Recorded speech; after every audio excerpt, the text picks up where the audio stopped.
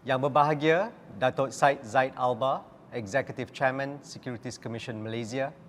Yang berbahagia, Tan Sri Abdul Wahid Omar, Chairman Bursa Malaysia. Yang berbahagia, Datuk Mohamed Omar Swift, Chief Executive Officer Bursa Malaysia. Yang berbahagia, Tan Sri Datuk Sri Zamzam Zairani Muhammad Isa, Chairman Maybank. Dr. Hasnita Hashim, Chairman Maybank Investment Bank. Distinguished panelists and guests, members of the media, ladies and gentlemen, a very good afternoon. First of all, thank you everyone for your participation today. I hope you have found the sessions insightful. I would also like to thank Tan Sri Abdul Wahid Omar, Chairman Bursa Malaysia, Datuk Mohamed Omar Swift, CEO Bursa Malaysia, and the Bursa Malaysia team for the great partnership that made today's Invest Malaysia Series 1 a success. Ladies and gentlemen, the word reform brings to mind transformational, not incremental changes. The need for economic reform is real. The pandemic has exposed our shortcomings on issues like wastages and excesses, equality and inclusivity, climate and the environment. For almost 2 years, we are at the inflection point of this crisis. It is time that we move from firefighting to future-proofing.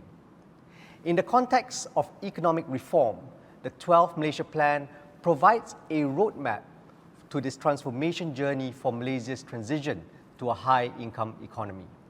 The 3 pillars of the next 5 years' development under the 12th Plan are prosperity, inclusivity, and sustainability.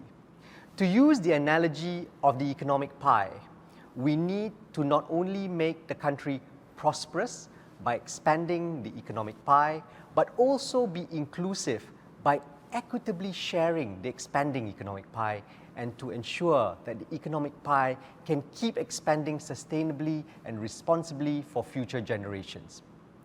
What is the role of the capital market in the 12th Plan?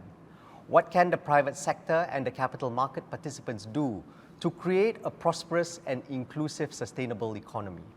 Firstly, a strong financial intermediation ecosystem is fundamental as the country rebuilds post-pandemic and continues on its growth journey. This is given the centrality of the financial system in the economic value chain and the impact of the financial system in resource mobilization and allocations to generate growth, employment, and income. Secondly, globalization and technology and digital acceleration require substantial investments by businesses in order to remain relevant and to stay ahead of the curve. An efficient capital market in allocating resources to support businesses is therefore essential. Lastly, the pandemic has somewhat sidetracked us from a larger catastrophe already affecting us, climate change. Climate change would exacerbate poverty and inequality, particularly affecting the low-income earners involved in activities where climatic conditions play a significant role, like agriculture and fishing. Mitigating the climate change impact needs a whole-of-nation approach.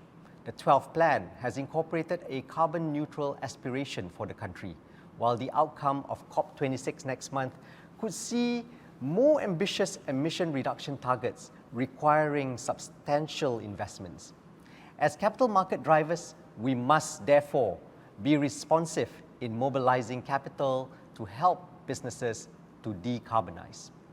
Maybank's own M25 5-year plan and our mission of humanizing financial services includes the broader inclusivity and sustainability agendas.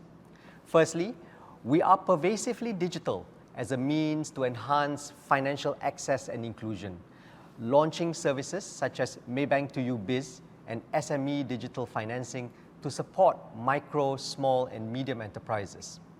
Within 6 months, SME digital financing hit a milestone of 1 billion ringgit in loan approvals, benefiting more than 8,200 micro SMEs.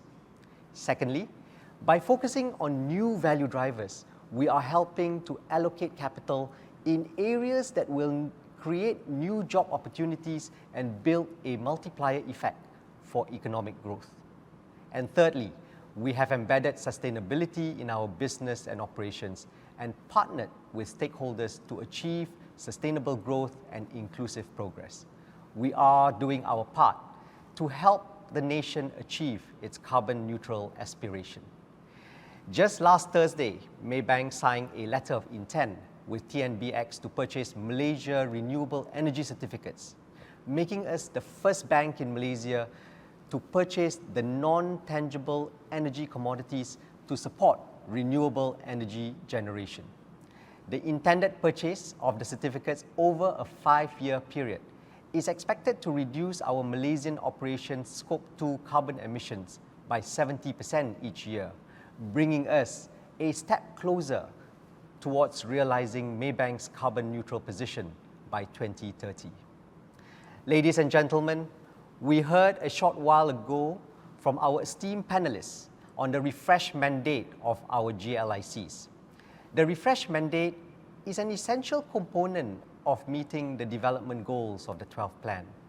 With an estimated 1.7 trillion ringgit of assets under management and their GLC investee companies making up more than 25% of total Bursa market capitalization, GLIC reform represent the most tangible and wholly internally driven opportunity to invigorate Malaysia's broad economic dynamism.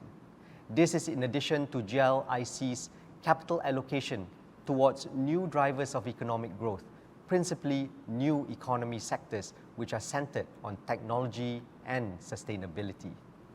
Ladies and gentlemen, by now we are familiar with the evidence that companies with strong ESG practices record higher performance and credit ratings. Some research even shows that they perform better during crisis. Actually, without long-term investing, short-term profits are temporary. Value creation opportunities arise from aligning a business with a transition to sustainability. While being a driver of economic growth, the private sector, including financial institutions and capital markets, must be responsible and mindful of our impact on society, including equality, inclusivity, as well as natural resources, climate, and ultimately future generations. Our role is to create long-term value, not only financial value, but also advocate and propagate social and environmental values. Events of the past year have shown how fragile our planet and social fabric can be. For economic reform to truly take place, all stakeholders must galvanize around a common purpose of sustainable and inclusive prosperity. Thank you.